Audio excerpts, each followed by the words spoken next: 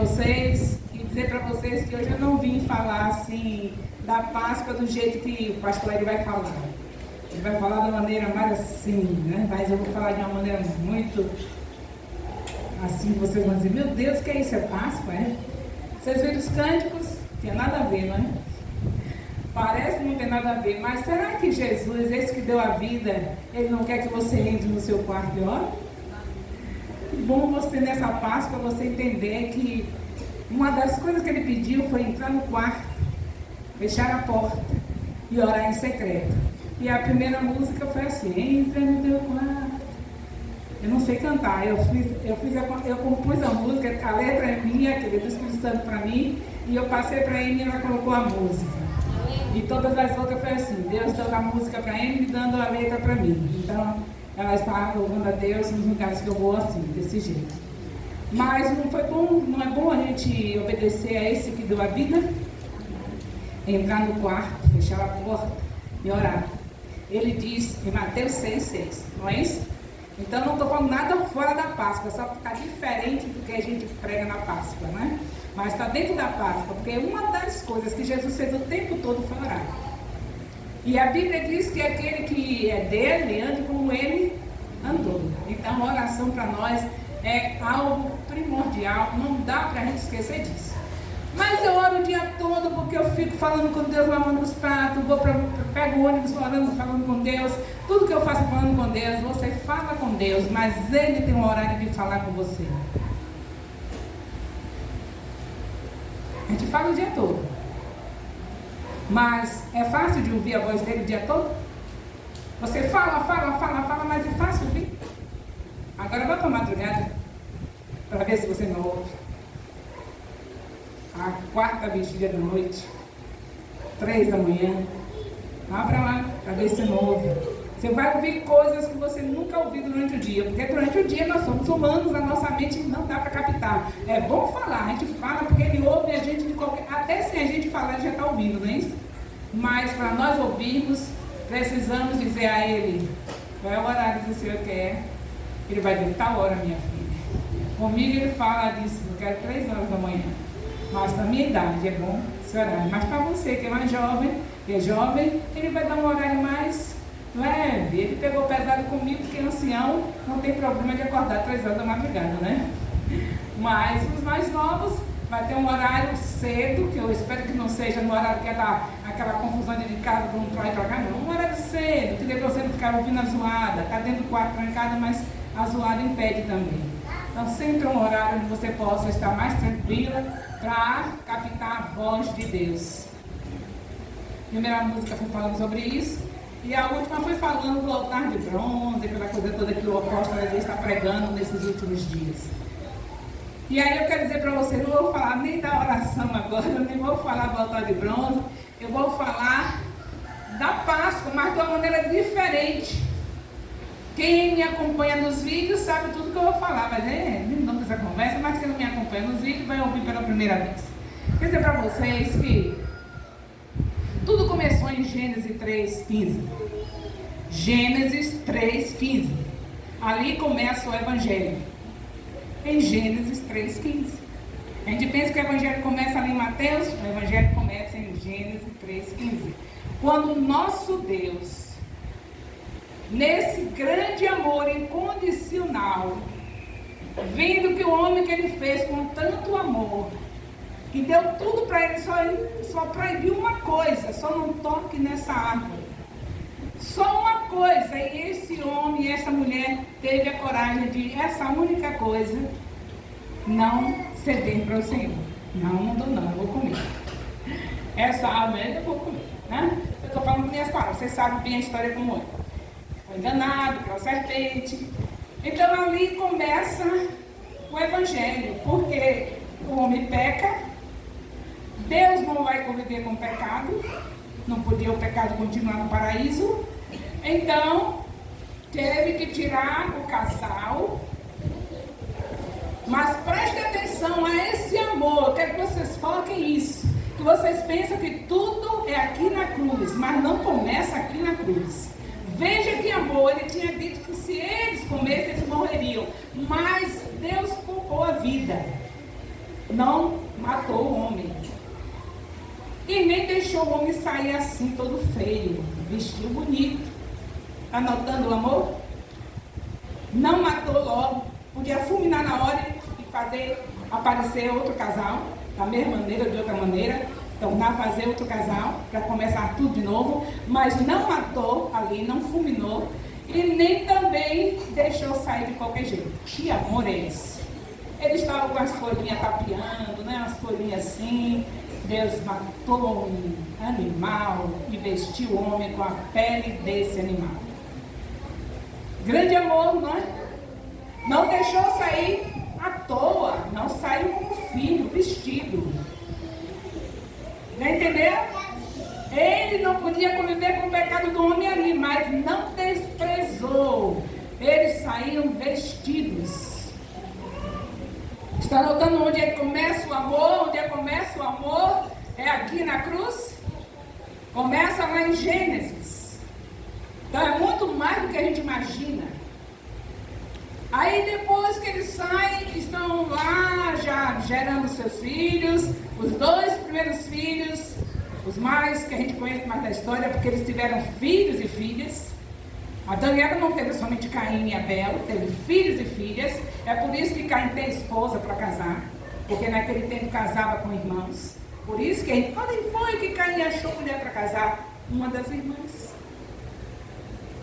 Porque não era proibido naquele período de começo do mundo que casasse com irmão. Então ele teve filhos e filhas, mas eu quero destacar Caim e Abel, que logo de primeira aprenderam, tenho certeza que eles aprenderam sobre o amor de Deus. Mesmo Adão e Eva não estando mais no paraíso, mas eles com certeza vieram com a promessa nos seus corações. Se eles viram que o amor continuou, não saíram nus, saíram vestidinhos, aquecidinhos, e ele continua nos amando. Ele só não pode conviver com a gente aqui, porque a gente pecou, mas ele continua nos amando, não deixou a gente sair de qualquer jeito. Então eles levam a promessa no coração. E você acha que aquilo de bom que papai e mamãe tem no coração deixa de passar para os filhos? Então passou essa promessa para seus filhos. E a gente vê isso bem claro, porque se Abel aprendeu como adorar a Deus, reconhecer o amor de Deus, será que ensinou somente Abel e não ensinou a Caim? Ensinou os filhos. Mas você sabe que os filhos, uns recebem os ensinamentos dos pais e outros não. Então quem recebeu a promessa, a história de amor de Deus que o papai e a mamãe contou, foi Abel.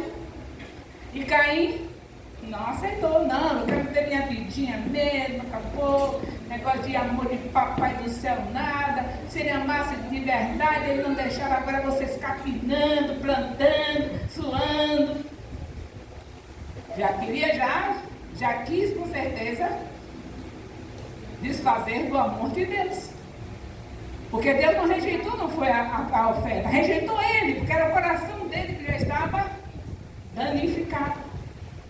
O problema não foi a oferta, o problema era ele, porque não aceitou os ensinos do papai e da mamãe e fez o que fez. Papai do céu deu mais uma chance, viu que ele estava pensando na maldade dele com o irmão. Conversa com ele, você pode ainda desistir disso. Tira esse plano da sua cabeça. Mas ele continuou. Eu quero ser livre. Quero saber de amor, de papai do céu, de que amor, que prometeu, tem promessa, Gênesis 3,15. Não está escrito assim, mas você sabe que a Bíblia se responde, não? Pelos fatos que a gente vê na Bíblia, dá para entender que ele realmente não queria saber de Deus. Não aceitou nada da promessa, queria viver a vida dele de qualquer jeito. E aí o que acontece? O pastor ele vai falar daqui a pouco, hein? Falando aqui é o assunto que antecede o que ele vai falar. Então agora o Caim mata o seu irmão, porque não aceita o amor de Deus. Como muitos vocês sabem que não estão aceitando o amor de Deus até hoje. E agora ele ficou só, agora só tem Por enquanto ainda não está se falando dos outros filhos, né? Não estava só, mas não está falando dos outros filhos. Mas ele fica só no sentido de maldição. Ele agora é o único maldito da terra, porque matou o seu irmão. Os outros filhos de Adão, Deus não mostra que fez essas coisas, eram pecadores, mas não cometeram essas coisas.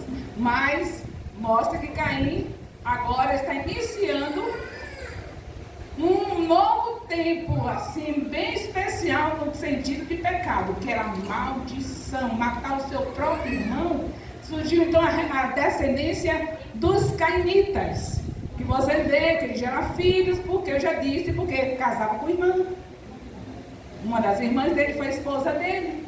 E aí ele ficou lá gerando seus filhos, mas tudo que vinha dele vinha de maldição, porque ele tinha matado o irmão. E Deus maldiçoou. Então nós já temos aí o quê? Uma descendência de malditos, que nós podemos chamar os cainitas. Os descendentes de Caim. Então a coisa ficou pior na terra agora, não é? E aí Papai do Céu, ele nunca deixa que o mal prevaleça, fique somente o mal, e a gente diz, não tinha escolha, só tinha os cainitas mesmo, eu vinha da descendência dele, e aí pronto, eu fiquei no mal mesmo. Assim, onde vocês vão dizer isso? Porque sempre vai ter uma chance para escolher. Mesmo que vocês vejam uma porção de pessoas fazendo coisa errada, você vai encontrar alguém fazendo certo em nome de Jesus. Procure ver o que está fazendo certo. Amém. Mesmo que você veja uma porção de pastores errando, pecando, fazendo escândalo evangélico, veja quais são os pastores que não estão escandalizando, que estão vivendo o evangelho. Porque o mal de muitos é, mas o pastor fulano fez isso. Você não tem que ficar olhando somente aquele que fez isso errado. Veja o que estão fazendo certo. Já pegaram o apóstolo Elias fazendo alguma coisa dessas que vocês veem na televisão? Anunciando de alguns pastores? Já viram? Então por que só olhar para aqueles pastores que fazem as coisas que escandalizam? O apóstolo Elias está com 73 anos. Ainda pode até fazer alguma coisa errada, mas até aqui vocês não viram nada de escândalo na vida dele, não é? Então por que olhamos generalizar? Tem sempre a parte do bem. Por que não escolhe o bem? Então vamos escolher o bem, porque foi isso que Deus fez. Quando surgiu a geração dos malditos, Deus aí fez com que Adão e Eva gerassem um filho chamado Sete, que ficaria no lugar do Abel, que era da parte do bem, que aceitou o amor de Deus, que queria viver para Deus, aprendeu com seu papai e sua mamãe que Deus tinha feito uma promessa. Essa promessa de Gênesis 3,15 ficou no coração de Abel, porém Abel morreu e Deus trouxe o Sete. Um filho de Adão e Eva chamado Sete, que agora ficaria no lugar de, e aí ia gerar uma descendência de benditos e abençoados. E esses benditos e abençoados por quê? Porque eles confiavam na promessa. E qual era a promessa? Gênesis 3,15. Aí vem essa descendência abençoada. Não se esqueça da promessa. Papai passava para o filho. Papai Sete passava para o filho. Olha, meus filhos, não se esqueçam da promessa. Gênesis 3,15. Aí os filhos de Sete, né? Também gerou filhos. Aí também dizia para os filhos. Aí já os netos de Sete, não esquecendo da promessa. Gênesis 3,15. E vai uma descendência de abençoados. Aí o tempo vai passando, Adão e Eva teve filhos e filhas, mas esses dois filhos são destaques, Sete e Caim. Porque Abel foi morto pelo irmão, não se conta mais com ele. Agora tem Sete e Caim, dois filhos de Adão que foram destaque, um com a descendência maldita, outro com a descendência bendita. Aí um dia vocês vão chegar em Gênesis 6, se alguém já chegou, não é? Não sei se estão lendo a Bíblia assim, todo ano, de Gênesis até Apocalipse. Estão fazendo isso por aqui? E se estão fazendo isso por aqui, vão alcançar o que estou falando aqui agora. Se não estão fazendo, façam isso. Leem a Bíblia todo ano. Chega em janeiro, começa tudo de novo, de Gênesis a Apocalipse. Devagarinho, aos pouquinhos. Então, se vocês estão lendo e já passaram por isso esse ano, estão lembrando de Gênesis 6, que está escrito filhos dos homens e filhos de Deus, em Gênesis 6. Tem filhos dos homens e filhos de Deus. em Gênesis 6. Quem eram esses filhos dos homens? Tinha duas gerações que eu já falei, uma maldita e outra bendita. Os filhos dos homens eram quem? Em Gênesis 6, eles recebem o nome de filho dos homens, mas era a descendência de Caim, filho dos homens. Aí nesse mesmo capítulo 6 de Gênesis tem também os filhos de Deus. Quem está olhando aí, versículo pescando, vai pescando aí para dizer. No mesmo capítulo 6 está escrito filhos dos homens e filhos de Deus. Então, filhos de Deus eram de quem? Qual a descendência? Os sabidos, de Sete, né? Então, os setistas eram os filhos de... E os cainitas eram filhos dos... Sabe o que aconteceu? Meu neto é engraçado. Depois eu vou dizer que eles falam, eu contando essa história para eles, para um dos meus netos, ele é muito engraçado. Depois eu digo que ele sabe o que ele falou. Aí, agora, os filhos dos homens tinham filhas bonitas e filhos bonitos. Eles eram muito lindos. E aí os filhos de Deus olharam para as filhas dos homens. As filhas de Deus olharam para os filhos dos homens. Estava tudo muito bem, porque sempre existe o mal, mas o mal lá e o bem cá, nada de misturar. Sempre vai existir o mal na terra, você fica do lado do bem, que tinha, não sai daí para se juntar com o mal. O problema todo de Gênesis 6 é porque os filhos de Deus olharam as filhas dos homens, que lindas. As filhas de Deus olharam para os filhos dos homens, que lindos. E começaram a se misturar. Aí meu neto, quer dizer que uma menina bonita, que é do mal, eu não posso gostar dela? Eu disse, não pode não, que menino, viu? 6 anos, falando essas coisas. Uma menina bonita do mal, eu vou querer. Digo, você não vai querer. Menina bonita do mal. Porque o que está por dentro dela é tão horroroso, é tão esquisito, que um dia vai aparecer e você vai ficar assombrado com o que sai de dentro da filha bonita da parte do mal. É bonita por fora, mas por dentro você não sabe o que vai acontecer. Eu quero saber de bonita. Eu digo, meu Deus, eu não tenho muito que contar essa história, tenho muito que falar da Bíblia, muito que falar de Jesus para esse neto, que isso daí é terrível. Mas entenderam? Os adolescentezinhos aqui, os menininhos, é bonita, não é? Mas é do bem? O papai está criando como sua mãe e seu pai lhe criando? Porque os setistas, os pais criavam assim, adorando a Deus, amando a Deus, não esquecendo da promessa. Mas o de Caim não, era... Você vê que os instrumentos dele lá que eles fizeram, você vê toda a história, se vocês já leram, dançando lá naquelas dancinhas, né, que vocês sabem como é. Não tinha nenhum compromisso com a promessa de Deus. Então, nada de mistura. O problema todo, porque houve o dilúvio, é porque o bem se misturou com o mal. Só isso. Aí, por que Noé foi escolhido justo, cara bonzão, tal, não teve pecado nenhum? Não, porque ele não se misturou. Filhos dos homens pecavam e filhos de Deus também pecam, não pecam? Mas o problema é que os de Deus não esqueciam da promessa. E os dos homens nem está aí para a promessa. Então Deus quer saber que você está querendo Ele, mesmo que você pegue perdão, meu Deus, o Senhor tem uma promessa para mim, eu não quero perder a promessa, Jesus está voltando, oh meu Deus, me perdoe. É isso que Deus quer. E aqueles do mal, não. E Jesus está voltando? Nada. Todo dia diz isso, está acreditando nesse negócio? Não. Então, queridos, já estão sabendo por que o dilúvio? Por causa disso. Porque o mal se misturou com o bem. Então a igreja, não vê alguém dizendo que Jesus vai voltar. Nada. Aí você vai voltar sim.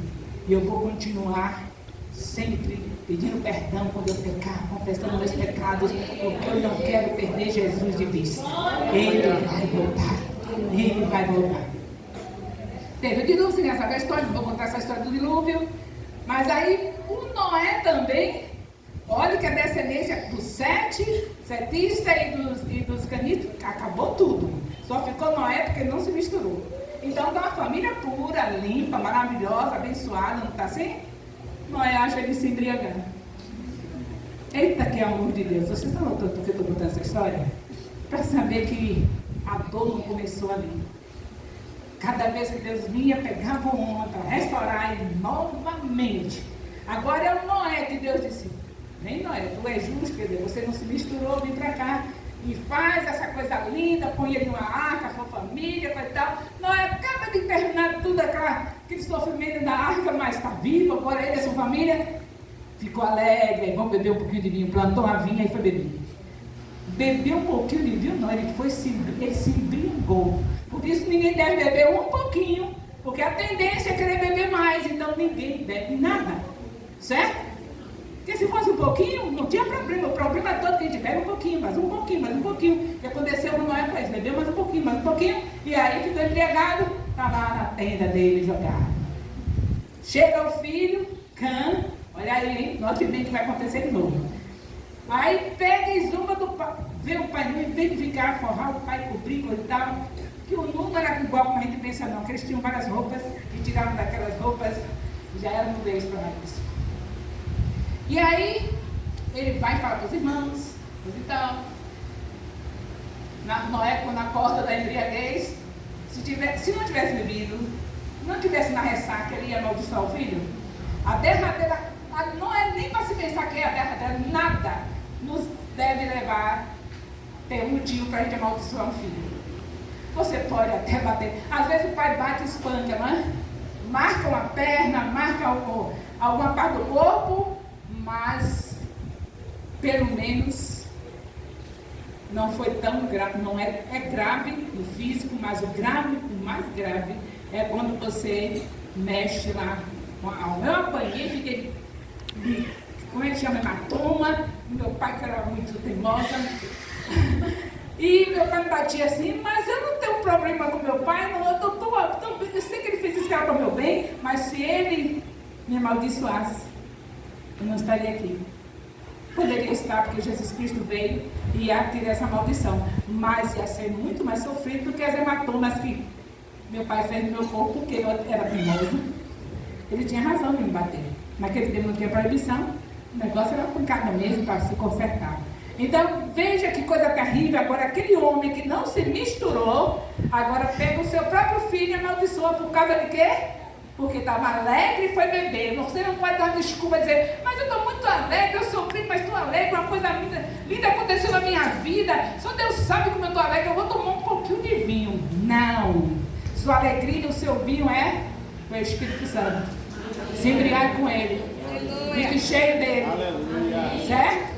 Não se alegre com o vinho desse vinho da uva não, que é gostoso a uva, mas se você fermentar, se virar vinho, o negócio fica feio. Chupe uva, nem quero também chupar uva demais também, porque tem gente que até com a uva se embriaga também.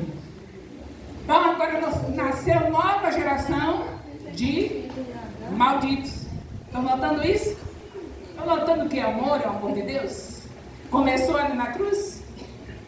Depois de escolher um homem, separar, esse homem agora traz uma nova geração de malditos, os cãozitos que eu chamo. Na primeira foram os canitas, para não falar caunitas, né? Eu vou dizer os cãozitos, uma descendência de cãozitos, porque o nome do filho de Noé que ele amaldiçoou era Cão. Algumas versões tem Cã. Então agora nova descendência de malditos. É grande ou não é esse amor? Era para nós estarmos aqui? Parava ali mesmo. Eu estou cansado. Terminei tudo para restaurar, ter um novo tempo, uma nova geração nova. E agora novamente Deus me diz, basta para mim, não é? Mas o amor é incondicional. Não deixa a gente. Ele corre atrás da gente. E aí está agora a geração dos malditos novamente, mas só que também tinha um Sem, que era filho de Noé também, nem tudo estava perdido. Deus pega Sem, Você vai ser agora a turminha dos abençoados, Sem. Eu não deixo a terra só com maldição, não. Tem que ter sempre uma chance para não dizer que só tinha maldição. Não, tem também a bênção. Agora a bênção é Sem. Aí tem agora os descendentes de Sem. Você sabe quem é um dos descendentes de Sem que deu trabalho para o Papai do Céu? Abraão. Tão famoso, né? Mas sabe o que ele fez? Foi parar lá em Ur dos Caldeus. E lá era idolatria. O que é que quer um descendente de Sem em Ur dos Caldeus? Foi vontade de Deus, foi Deus que colocou eles lá? Não. Já era traquinagem, já era buscando coisa errada, não é? Mas Deus esqueceu do homem?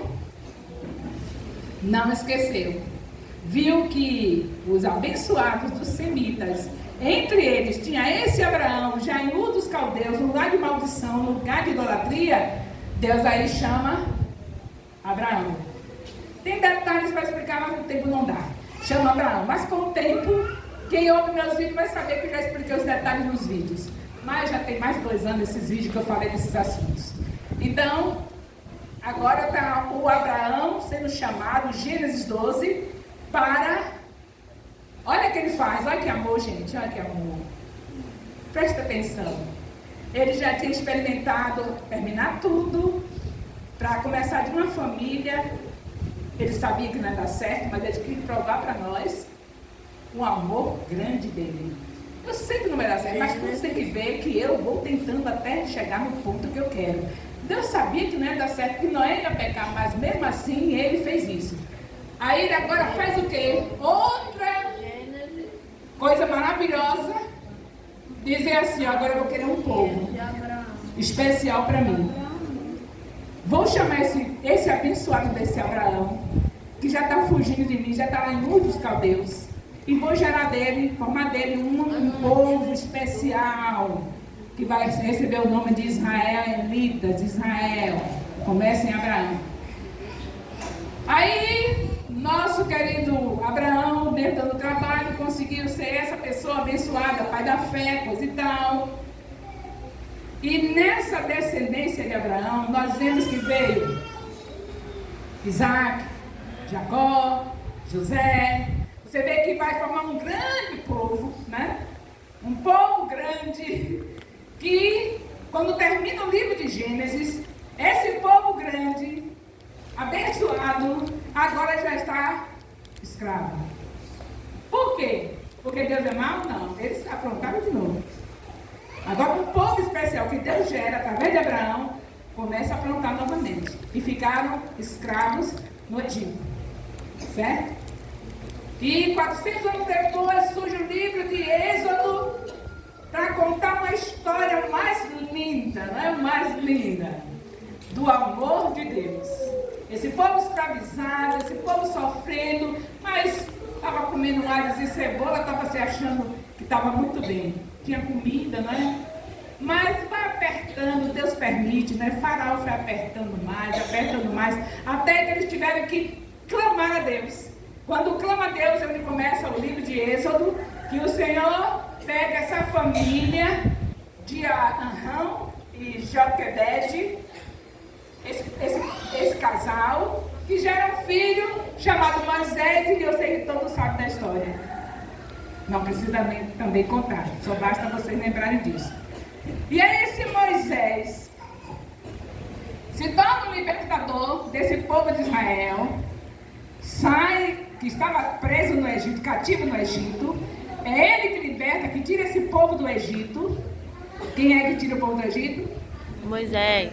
Deus, usando Moisés, tirou o povo do Egito. E aí agora onde chega o momento da gente falar do tabernáculo, foi cantado aqui.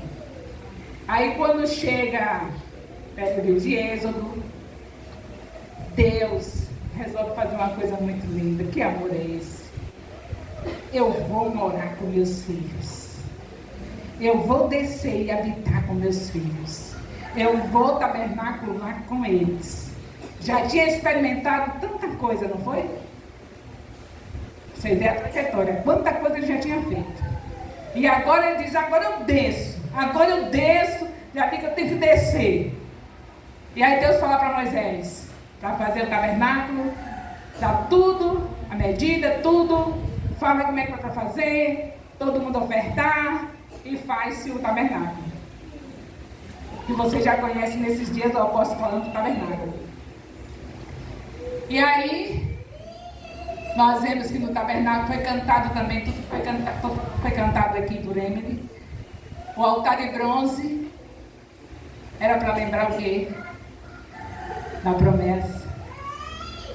Desce para ficar com o povo ali dizendo: vocês têm que lembrar da promessa, senão não vou encontrar ninguém para fazer a minha promessa se cumprir. Tinha que ter alguém crendo, lembrando, senão como é que vai se cumprir a promessa se não tem ninguém esperando por ela? Então Deus pega agora eu desço, vou ficar numa cabana com eles, estou lá num lugarzinho, aqueles que se santificaram no caso do sacerdote, vai chegar no altar de bronze, vai pegar um cordeiro, matar um cordeiro, e tem que fazer isso sempre, porque todo dia tem um pecado, todo dia tem gente pecando, então tem que fazer isso, cortando o bichinho no lugar do Senhor Jesus, que é benedito. Jesus Cristo, aquele que esmagaria a cabeça da serpente, é o Cordeiro de Deus que tira o pecado do mundo, como está escrito em João, capítulo 1, versículo 29. É Ele, mas o amor incondicional de Deus, para que esse povo chegasse até essa promessa cumprida, teve que fazer isso. Bichinho morrendo, cordeirinho morrendo, aqui né, cordeirinho morrendo. Sacerdote, ele notava todo dia, matando o cordeirinho, confessando pecados dele do povo, e os bichinhos morrendo. Mas a gente fica com compaixão dos bichinhos, mas tristeza é saber que aquele que não teve pecado morreu em nosso lugar. Os bichinhos são bichinhos, a gente tem dó, mas o relevante mesmo é o que Jesus Cristo fez: descer da sua glória e dar sua vida por nós. Mas se não tivesse o tabernáculo ali, o povo não ia aguentar, não se vai aí passar pela pia de bronze, que vocês quando vão orar lembram, né? Por que a gente está mandando lembrar disso quando vai orar?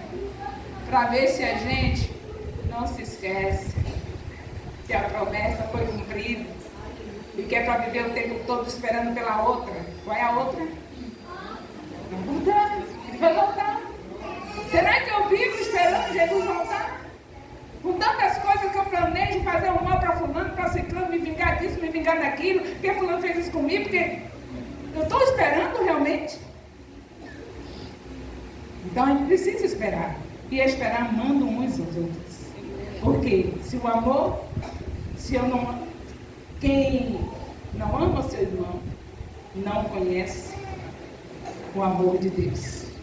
Então tem que amar. Mas meu Deus do céu, amar fulano, eu amo a Deus, mas fulano tão mal que é. Ele diz que você não amando o irmão que vê. Como é que você pode amar a ele que não vê? Que não vê. Está no dia a dia que o seu irmão não consegue amar. Então é para amar. É para amar. Então aqueles passos todos que vocês fazem quando vão orar, é para ver se a gente chora um pouquinho. Quando eu lembrar que os bichinhos morriam, só para dar o tempo de Jesus chegar. Só quando ele chegasse ia estar tudo resolvido, mas enquanto ele não chegasse, os bichinhos tinham que morrer. Então já dá para se ajoelhar, confessar os pecados e chorar um pouquinho, né? Eu digo que o culto da unção sem limite é o culto das toalhinhas. Todo mundo está com as toalhinhas para chorar. Arrependimento. Certo? Mas não é somente lá. No seu lugar secreto, faça isso. Aí depois que tem a pia de bronze, ele limpa a mão, não é isso? Lava as mãos, porque ele cortou o cordeiro todo dia aquilo, e aí tinha que ir lavar as mãos, porque era para não ficar sujo, né? E isso representava o quê? A nossa purificação. Você, no altar de bronze, você recebeu o perdão dos pecados. Mas quando você chega na pia de bronze, a água representa o sangue que também purifica. Você vê o que está escrito em 1 João, capítulo 1, versículo 9. Se confessarmos os nossos pecados, Ele é fiel e justo para nos perdoar e purificar de toda injustiça. Não é somente o perdão, deve ter a purificação. Então você passa no altar de bronze, confessou, agora vai confirmar agora lá na pia de bronze, que é lembrando o sangue de Jesus. Aí você sabe que o sangue purifica. Então é perdão e purificação. Depois você olha para os pães da proposição e lembra que ele é o pão vivo que desceu dos céus. E aí você chora mais. Eu estou chorando lá da terra. Olha, meu Deus, ele fez isso tudo lá, centenas de anos atrás, só para o povo não se esquecer da promessa. Não esquecer que ele vinha, que ele seria morto numa cruz. Que coisa linda, que amor é esse? É tanto cântico que eu canto na hora do meu momento lá com Deus, minha intimidade com Deus. É tanto cântico que Deus me dá. Eu não canto nem nada dos cânticos que eu vejo, não. Vem um cântico atrás do outro, só para aquela hora. Depois passa, já não lembro mais. Aí no outro dia vem outros cânticos. Porque é lindo o amor de Deus. Não tem como não cantá-lo, né? Tem que cantar esse amor. Tem que falar desse amor. Aí chega, olha para o tabernáculo, sai dos pães, já se alimentou da palavra, abriu a Bíblia, né, um capítulo, né? Aí vai dar uma hora ou mais de uma hora de oração, não vai? Será que vocês podem orar ao Senhor pelo menos uma hora? Mateus 26, 40. Pelo menos uma hora, né? Com esses passos aí dá pra gente orar. Abre a Bíblia, lê, Senhor, que maravilha. Aí você chora de novo. É só chorar. Quando eu abro cada versículo daquele, parece que uma coisa assim, meu Deus, que tudo tão lindo para ter essa palavra. Teve que o Senhor passar por tudo isso. E aí, depois você olha para o candelabro, o Espírito Santo. Revestimento. Que maravilha. Ele é que nos faz brilhar. Hoje o candelabro é você. Nós somos os candelabros. Temos o Espírito Santo dentro de nós. E aí o brilho não tem como não sair, por causa dele, não é? E aí, ó, revestimento. Aí sai daquela parte do revestimento, né, ele tomando a presença dele na sua vida. E aí você vai para o altar de bronze, o altar do incensário. Quem é esse incensário? Quem é esse altar? Agora quem é? Tudo ele foi primeiro. Tudo quando ele veio, se cumpriu. Ele era esse altar, ele era esse candelabro, ele era essa arca, ele era tudo. Hoje ele está à destra do Pai intercedendo por nós. Mas ele veio e representou tudo isso, mas aí deixou a gente substituindo. Ele veio, ele se tornou um candelabro, ele que brilhava, ele é a luz, ele brilhava e brilha, mas ele passou para nós o seu Espírito e hoje nós brilhamos. Como ele disse, assim será, porque é necessário se cumprir o que ele falou. É necessário obedecer. Diz, vós sois a luz do mundo. Mateus 5:13. Eu sou luz do mundo? Sou. Se eu tomar posse da presença do Espírito Santo em minha vida. Ele já deu, eu só tenho que tomar posse. E depois depois do altar de incensário, você vai ver que caía o fogo dos céus para ter o fogo ali no altar, no incensário. Não era aceso pela mão do homem. O fogo descia. Hoje também a gente precisa deixar que desça até nós, que é o Espírito Santo, que já desceu, mas que ele agora tenha lugar para nos incendiar, nos acender, não é? E subir os louvores. Não tem mais fumacinha, agora os louvores que sobem. Abre a sua boca que ele enche. Pode começar a abrir a boca que ele vai trazer os cânticos mais lindos lá.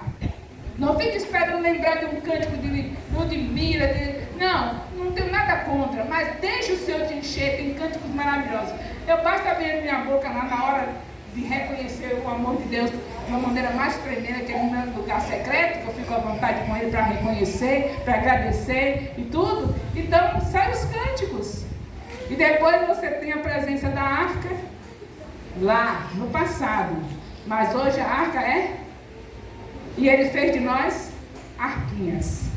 Porque dentro daquela arca tinha o maná, potinho de maná, caía do deserto, tinha as varas de Arão, tinha as tábuas da lei, tinha a vara de Arão que floresceu, mas hoje você tem o Espírito Santo.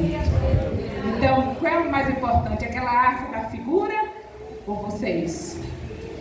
Mas tudo isso é porque Jesus nos amou primeiro. Grande é o amor do nosso Senhor Jesus Cristo. Então a Páscoa para nós é muito mais do que olhar somente aqui a cruz.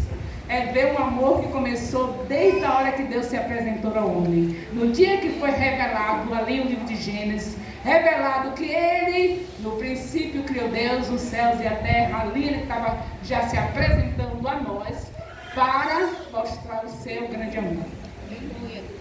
Então, está completo a história do antes da cruz.